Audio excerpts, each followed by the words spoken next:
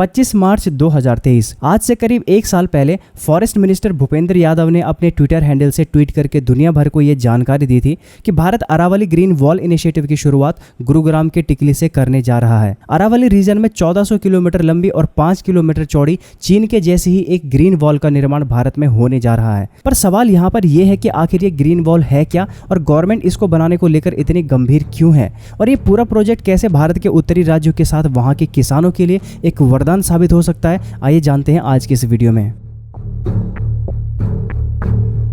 Thar dessert, ये नाम जरूर आप अपने बचपन से ही सुनते आ रहे होंगे। बचपन से ही स्कूल्स में भारत के सबसे लार्जेस्ट डिजर्ट के रूप में हमें थार का नाम पढ़ाया जाता रहा है। तो बेसिकली ये रेगिस्तान 2 देशों में फैला है, पर इसका 85% हिस्सा यानी कि लगभग 1.71 लाख स्क्वायर किलोमीटर भारत के अंदर ही पड़ता है। भारत में ये 4 राज्यों से होकर गुजरता है, राजस्थान, गुजरात, पंजाब और हरियाणा। पर इमेजिन करिए अगर ये रेगिस्तान धीरे धीरे बढ़ते बढ़ते उत्तर की दिल्ली तक पहुंच जाए और वहां की पूरी जमीन को बंजर कर दे, तो ये भारत के लिए कितना बड़ा नुकसान होगा। पर अभी ऐसा होना संभव नहीं है, क्योंकि इसके बीच में रोड़ा बनकर 670 किलोमीटर लंबी एक पर्वत श्रृंखला अरावली खड़ी है, जो कि यहां से आने वाले धूल भरे तूफान और इस पूरे रेगिस्तान को भारत के बाकी राज्यों में फैलने से रोकने का काम करती है। पर पिछले कुछ सालों में धूल भरी आंधी और रेगिस्तान के एरिया में एक्सपेंशन होने की घटना ने भारत सरकार को थोड़ा चिंता में डाल रखा था, और उनके लिए यह बेहद जरूरी था कि वो किसी भी तरह से इस एक्सपेंशन को रोके और इसके आसपास मौजूद राज्यों और उनके किसानों का नुकसान होने से बचाए। और इस परेशानी पर भारत सरकार ने संज्ञान लेते हुए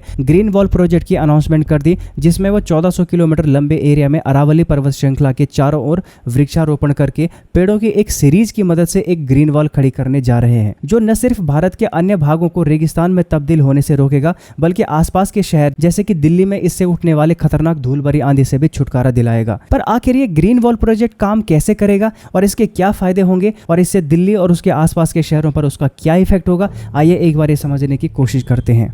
तो जैसा कि आप इस फोटो में देख पा रहे हैं कि ये पूरी पर्वत श्रृंखला अरावली पर्वत श्रृंखला के नाम से जानी जाती है, जो सालों से थार डिजर्ट को रोकने के लिए एक नेचुरल वॉल का काम करती हुई आ रही है।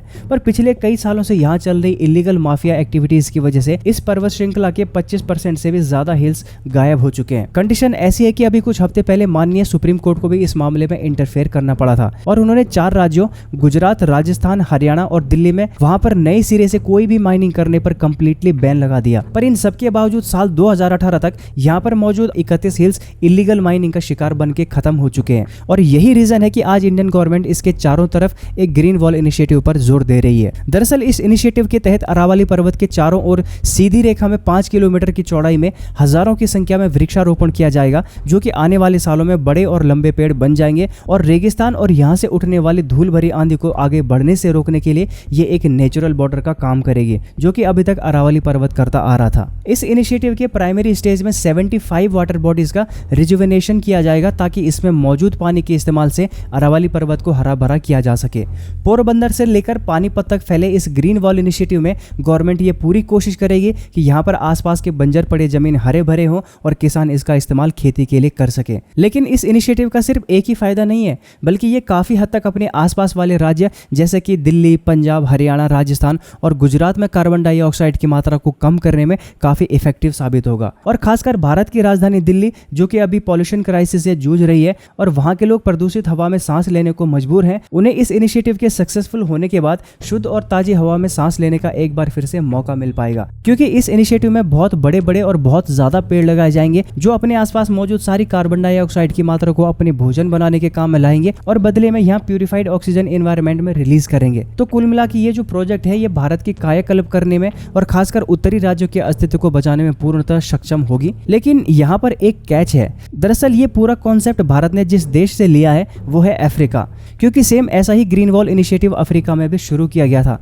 तो ये बात साल 2007 की है, जब अफ्रीकन यूनियन ने अपने देशों को सहारा डिजर्ट से हो रहे डिजर्टिफिकेशन से बचाने के लिए एक प्रोजेक्ट लॉन्च किया था, जिसमें वो 50 किलोमीटर गहरी टी बफर जोन उगाने वाले थे, ताकि इससे रेगिस्तान के एक्सपेंशन को रोका जा सके।